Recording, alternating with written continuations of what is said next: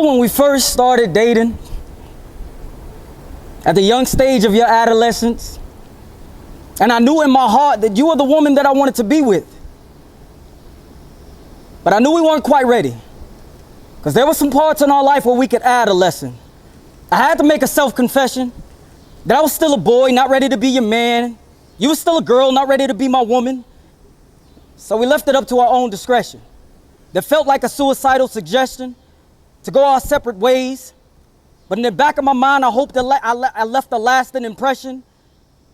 Because ever since our digression, I've always wondered if God believed in second chances. As much as I believe in you, and as much as I believe in Him, in hymns, thinking God, just turn me into Jesus because I would die just to cross her again.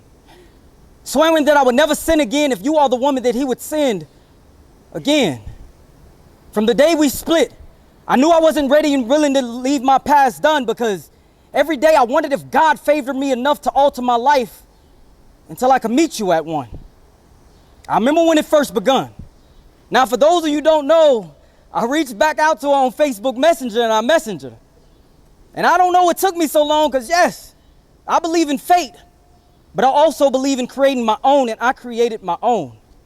I remember you came home for the winter break, so I took advantage of there not being any space, any distance, but who knew your presence is what I was getting for Christmas? God looked me directly in my life and gave me redemption. And I took that and gave you attendance and attention.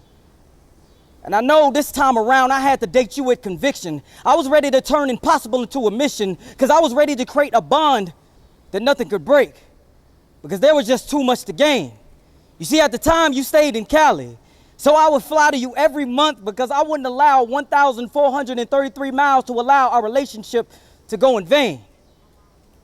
I was willing to fly to you because that's the only part of our relationship that was plain. And every time I had to leave, it felt like death. But in my heart, I had every memory and every moment that we created engraved, until you finally decided to move back home with me. And we could be in the most public place possible, but as long as I was with you, it always felt like home to me. Question: do you remember the time we spent 23 hours on the road discussing our business plans? In that moment, I confirmed that this was more than just an infatuation of lust. We were literally building a foundation of trust, nothing short of love. I came in this relationship looking for a partner. I ended up finding a best friend that I could connect with through mind, body, and spirit. I came looking for someone to tell my problems to. I found a therapist that heals scars I never knew existed. I came in looking for the most perfect love ever. I ended up getting the most imperfect, perfect love that helped us grow together. Because I had to realize love comes with jagged edges, but that's what turns boys to men. And as long as we are in sync, moving in one direction, we will always band together. Happy birthday.